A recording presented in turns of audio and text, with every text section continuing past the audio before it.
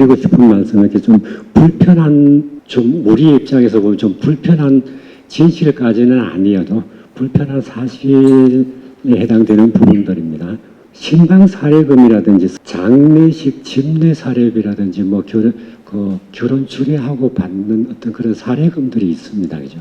이 사례금에 대한 귀속을 누구로 볼 것이냐라는 것은 상당히 예민한 부분입니다. 이게 무슨 얘기냐면 뭐 신방을 하고 받는 사례비가 있다. 저희들한테 일반적으로 이렇게 들리는 상담 오는 내용들 중에서 전에는 종교인들에 대한 상담이 많았는데 지금은 종교인이 아닌 비종교인이 상담하는 경우는 상당히 지금 많아져 있습니다. 그 비종교인 중에서는 신도도 있고 비신도도 있다는 얘기입니다. 그죠? 근데 그 중에서 비신도의 경우에는 내용들을 더 잘 모르니까 얘기는 별로 없다라고 하고, 그 다음에 신도의 경우가 많이 상담을 하고 있다는 얘기입니다. 그 얘기는 상담을 하면서 보면 지금 밑바닥에서는 예열이 되고 있는 거로구나라는 느낌을 가진다는 얘기예요. 이제 대표적인 게 이렇게 신방 사례비 같은 경우에 뭐 사례를 제가 쭉 이렇게 상담했던 사례들 중에 사례 유형들을 적어와 봤는데 이 중에서 조금 신경 쓰이는 부분들은 저런 건 있습니다. 제가 신도였습니다. 이제 그 교회에서 이렇게 목사님이 치유 은사를 많이 받으신 분이라고 해서 아마 치유 안수를 받고 좋아졌습니다. 실제로. 그래서 이제 감사하기도 하니까 생각보다 많은 사례비를 냈습니다. 그리고 나서 이제 연말에 가서 그 세금 신고 때문에 기부금 영수증을 띄워봤더니 내가 11조 낸 것만 있더라. 이게 귀속이 어디냐라는 얘기들. 개업 기념으로 가서 아니면 취업 기념으로 가서 이렇게 뭐 신방을 하고 그냥 이렇게 뭐 그저 조금씩 받았던 거 그렇게 큰 문제는 안 될 수는 있겠습니다만 아마 지금 이런 부분들에 대해서는 좀 문제가 될 것 같아요. 그 귀속이 종교 단체가 교회가 귀속이다라고 하면은 그 신도는 교회에다가 그 금액을 헌금을 하고 교회는 그걸 교회의 어떤 수입에 잡히고 그 금액을 치유 안수를 하셨던 목사님한테로 드리는 거다라면은 종교인 소득으로 자리에 잡히게 됩니다. 그죠? 왜냐하면 어차피 종교인이고 종교 행위를 했고 소속 종교단체로부터 받는 거니까 종교인 소득으로 갈 수는 있습니다. 근데 그 신도가 교회에다가 이렇게 헌금을 한 게 아니고 신방하셨던 목사님한테 드렸습니다. 그럼 이게 귀속이 종교단체다라면 그 목사님은 대신 받았으니까 교회에다 전달을 하고 교회에서 수입을 잡고 다시 목사님한테 드렸으면은 어차피 절차는 똑같아집니다. 근데 이게 반대로 이제는 이걸 귀속이 교회가 아니고 목사님한테 귀속되는 거다라고 보면은 교회에 돈이 들어갈 일은 없습니다. 귀속이 목사니까. 대신에 이 금액은 사례가 노출이 될 가능성은 거의 잘 없습니다. 노출이 될 가능성이 없다라는 얘기는 교회가 이렇게 잘 돌아갈 때 아주 짝짝꿍이 잘 될 때는 문제가 없는데 이게 시끄러워지기 시작하고 갈등이 생기면 그때부터는 문제가 된다는 얘기입니다. 왜? 그 전에는 이렇게 노출이 잘 안 되던 부분들이 노출이 될 수가 있으니까 지금 그 준비 과정에서의 상담은 지금 꽤 많아지고 있습니다.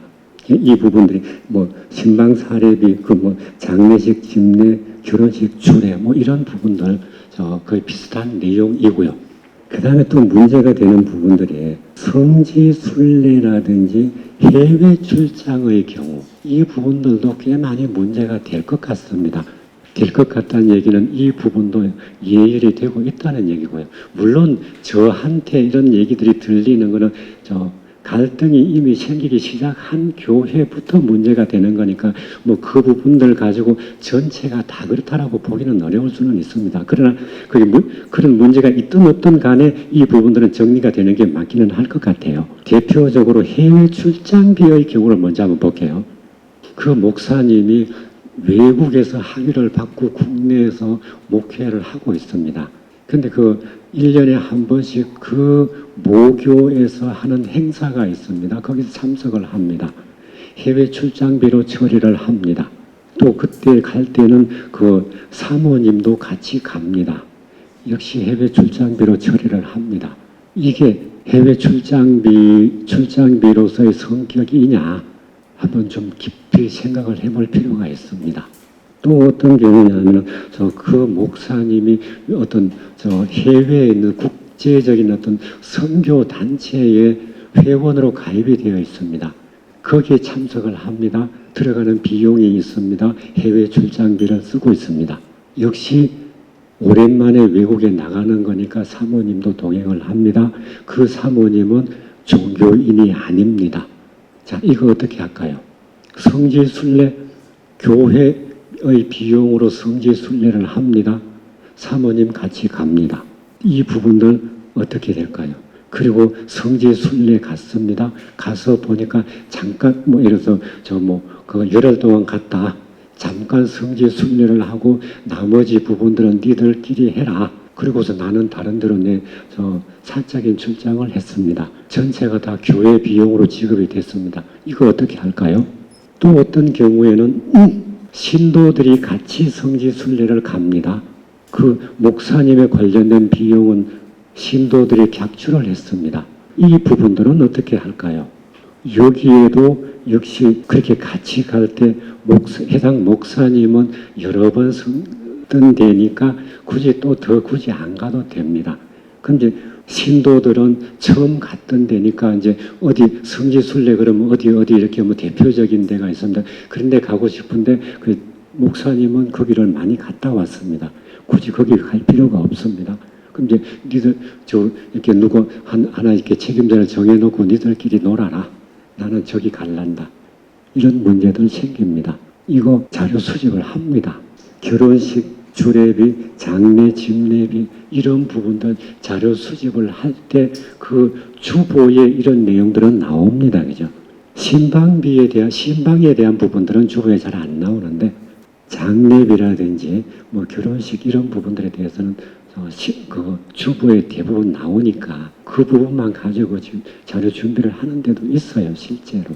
그래서 이런 부분들 그리고 성지순례비라든지 해외 출장비 이 부분들은 좀 더 정리가 될 필요가 있습니다. 이거 수면 위로 또 올라오면은 이 부분들 좀 제가 보기에는 종교인 소득으로 과세가 돼야 되지 않겠느냐. 어떤 면으로 보면 종교인 소득으로 과세가 되는 부분이 아닌 다른 어떤 종류의 세금으로 과세가 되지 않겠느냐.